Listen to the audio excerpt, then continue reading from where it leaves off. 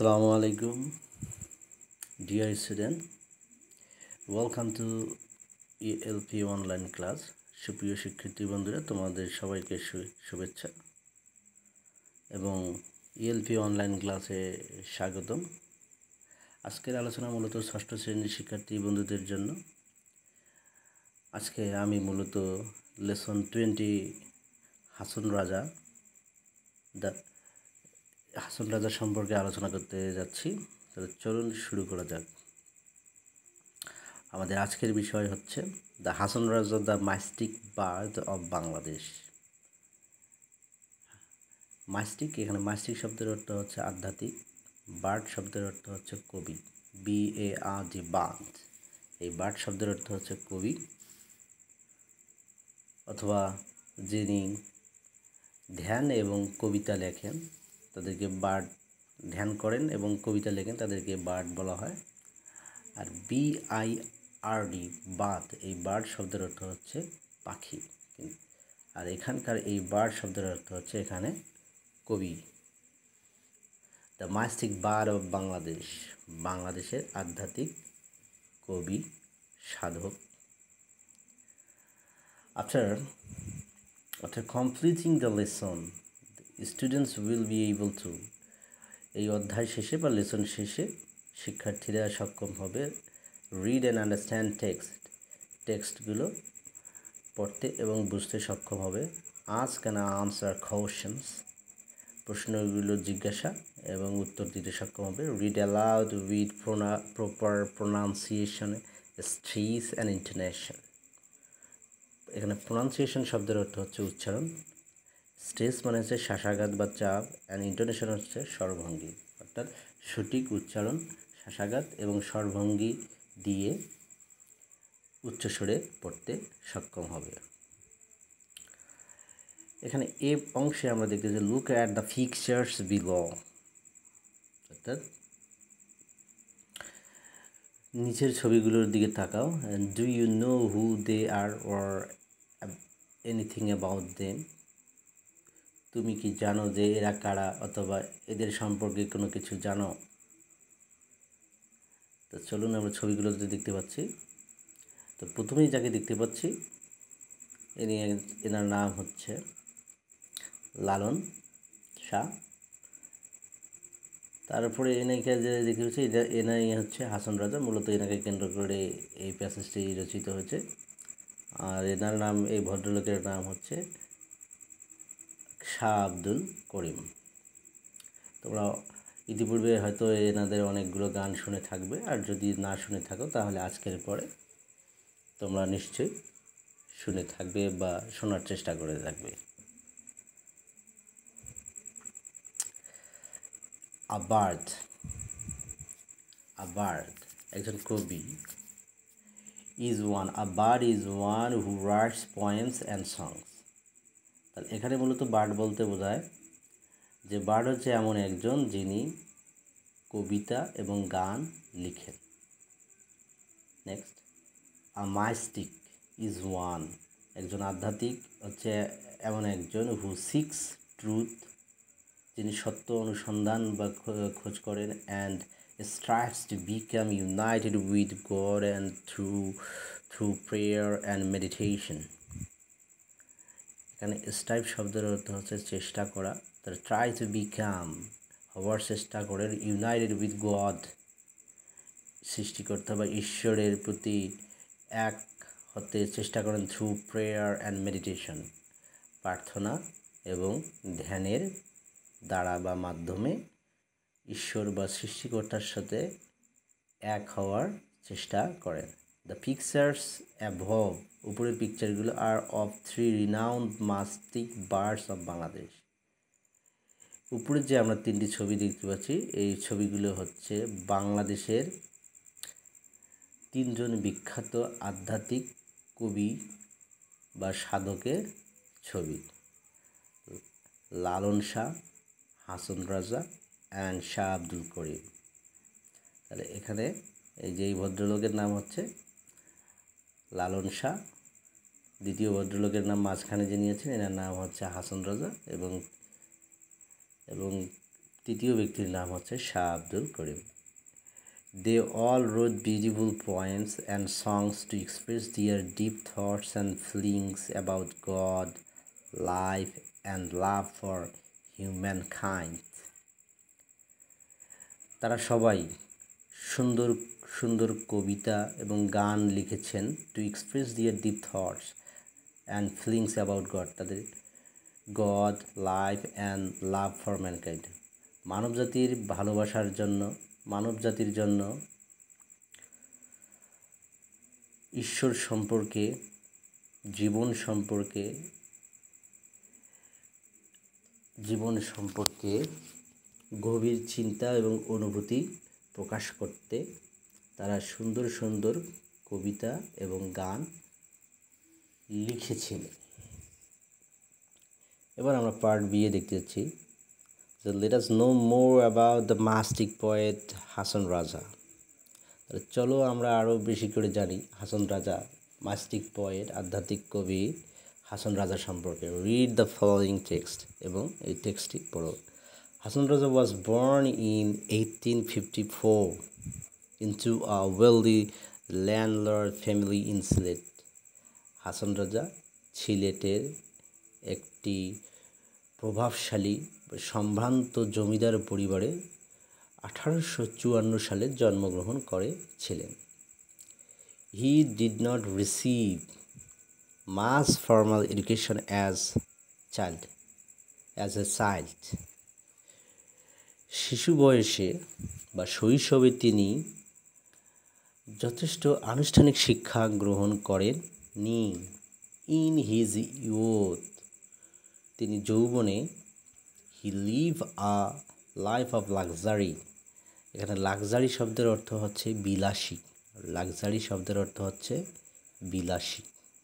তাহলে he lived a life of luxury, তিনি একটি বিলাসী জীবনযাপন করেছিলেন। হি হ্যাড এভরিথিং, তার সব কিছু ছিল। মানি, কমফোর্ট অ্যান্ড প্লেজার, তার টাকা, আরাম, আয়েশ এবং সন্তুষ্টি সব ছিল। However, at one point in his life, যাই হোক, জীবনের এক দিকে বা এক পর্যায়ে হি began to feel that, তিনি অনুভব করতে আরম্ভ করেন যে these material possessions were meaningless, তার এই বস্তুগত অবস্থান বা সম্পত্তি were meaningless, সবগুলোই অর্থহীন। হি গেভ অ্যাওয়ে, এখানে গেভ অ্যাওয়ে শব্দের ফ্রেজ, গেভ অ্যাওয়ে শব্দের অর্থ হচ্ছে বিতরণ করা বা বিলিয়ে দেওয়া। He gave away all his properties, তিনি তার সব সম্পত্তি বিলিয়ে দেন। And started to think deeply about the creator, life, death and mankind, তিনি মানবজাতি, মৃত্যু, জীবন এবং সৃষ্টিকর্তা সম্পর্কে গভীরভাবে চিন্তা করতে বা ভাবতে শুরু করেছিলেন বা আরম্ভ করেছিলেন। হি wrote about 1,000 songs which reflect his thoughts, তিনি প্রায় 1000 গান লিখেছিলেন বা রচনা করেছিলেন। which reflect his thought, যেটা তার থট শব্দের অর্থ হচ্ছে চিন্তা ভাবনা বা ভাবনা। রিফ্লেক্ট শব্দের অর্থ হচ্ছে প্রতিফলিত করা, যাহা তার ভাবনার প্রতিফলন করেছিল। তো which reflected his thought, যেটা তাহার ভাবনার প্রতিফলন ঘটিয়েছিল। In 1906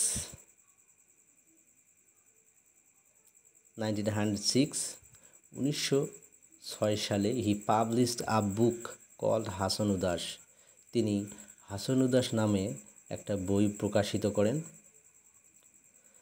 the book had 206 songs in it, এই বইয়ে 206টা গান ছিল।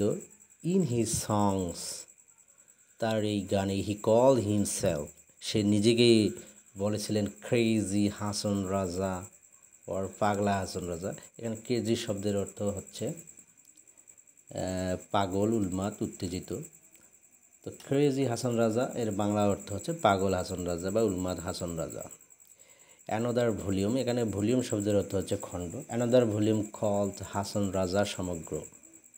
আর তিনি আরও একটা ভলিউম বা খণ্ড রচিত করেছিলেন, যেটার নাম দিয়েছিলেন হাসন রাজা সমগ্র, কমপ্লিট ওয়ার্ক অফ হাসন রাজার রচনা সমগ্র ওয়াজ অলসো পাবলিশড। এটা প্রকাশিত করেছিলেন, which contain 500 poems and songs, যেটাতে 500 কবিতা এবং গান অন্তর্ভুক্ত ছিল। এখানে কন্টেন্ট শব্দের অর্থ অন্তর্ভুক্ত করা বা অন্তর্ভুক্ত হওয়া। Hasan Raja's songs had always been popular in Sylhet. Hasan রাজার গানগুলো সিলেটে সর্বদা জনপ্রিয় ছিল, বাট ভেরি সুন, কিন্তু খুবই শীঘ্রই, they spread all over Bangladesh and beyond, খুব তাড়াতাড়ি বা খুব শীঘ্রই সেগুলো সমগ্র বাংলাদেশ এবং দেশের বাহিরে ছড়িয়ে পড়ে। As you grow older, try to learn more about this great mystic poet through reading and listening to his songs. তোমার বয়স বাড়ার সাথে সাথে Hason Raja, this great মাইস্টিক poet, এই মহান আধ্যাত্মিক কবি সম্পর্কে জানার চেষ্টা করবে through reading and listening to his songs, পড়া এবং তার গান শুনে এই মহান বা মহা আধ্যাত্মিক কবি সম্পর্কে জানার চেষ্টা করবে। তো শিক্ষিত বন্ধুরা, চলো এখানে আমরা কোশ্চেন অংশ পড়ি। B1 অংশে আনসার দ্য ফলোয়িং কোশ্চেন, এই প্রশ্নগুলোর উত্তর দাও। When was Hason Raja born? এর বাংলা অর্থ হচ্ছে যে হাসন রাজা কখন জন্মগ্রহণ করেছিল। এই যে আমরা উত্তরটি এখানে দেখতে পাচ্ছি।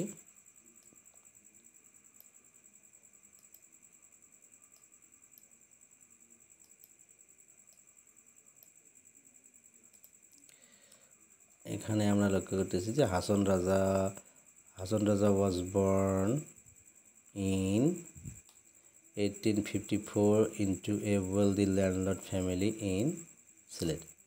এই লাইনটুকু লিখলেই হবে। নেক্সট হচ্ছে হোয়ার ই ওয়াজ ফ্রম। তাহলে এখানের প্রশ্ন হচ্ছে, এই যে এখানে দেখো যে he was from Sylhet, what was his youth like? What was his youth life? He lived in his youth. He lived a life of luxury. এই যেখানে প্রশ্ন হচ্ছে, he lived a life of luxury.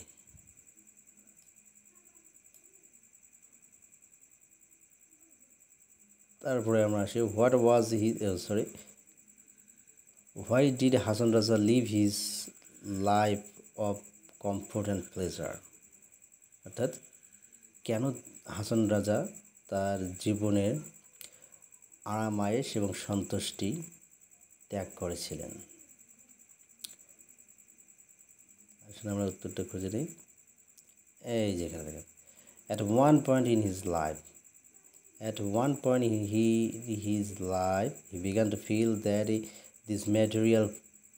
these material possessions were meaningless. That's why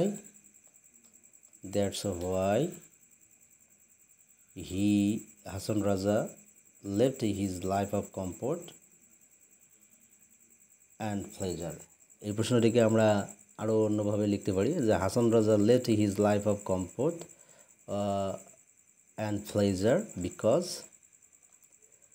at one point in his life he began to feel that these material possessions were meaningless. Question number E, what was the other name by his Hasan Raja was known? Hason Raja আর অন্য কোন নামে পরিচিত ছিল? এই এখানে আমরা দেখতে পাচ্ছি যে Hason Raja is crazy Hason Raja or পাগলা হাসন রাজা। তাহলে উত্তরটা হবে তাহলে the other name by the Hasan Raja was known by other name was Pagla Hasan Raja or Crazy Hasan Raja. B2. Practice reading this passage loudly, giving proper attention to pronunciation, pause and intonation. এখানে বলা আছে যে practice reading the passage loudly, তাহলে জোরে জোরে প্যাসেজটি পড়ার চর্চা করো বা অনুশীলন করো। Giving proper attention to pronunciation, pause and intonation, উচ্চারণ, বিরতি এবং স্বরভঙ্গির প্রতি মনোযোগ দিয়ে। Learn the meanings of the words. তো এখানে আমরা আসি যে কমফোর্ট শব্দটির অর্থ হচ্ছে আরামায়েশ। লাক্সারি শব্দের অর্থ হচ্ছে বিলাসী বা বিলাসিতা। প্লেজার শব্দের অর্থ হচ্ছে সন্তুষ্টি। ভলিউম শব্দের অর্থ হচ্ছে খণ্ড। ক্রেজি শব্দের অর্থ হচ্ছে পাগল বা উন্মাদ। কন্টেন্ট শব্দের অর্থ হচ্ছে ধরে রাখা বা অন্তর্ভুক্ত রাখা। বিয়ন্ড মানে ছাড়িয়ে কোনো।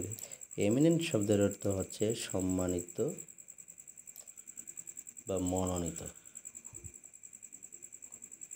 তো আমাদের আজকের বিষয় এ পর্যন্তই। পরবর্তী আলোচনা আসা পর্যন্ত সবাই সুস্থ থাকো, সুন্দর থাকো এবং সবার জন্য শুভকামনা জানিয়ে আজকের মতো এখানে শেষ করছি। আসসালামু আলাইকুম ওয়া রাহমাতুল্লাহি ওয়া বারাকাতুহু।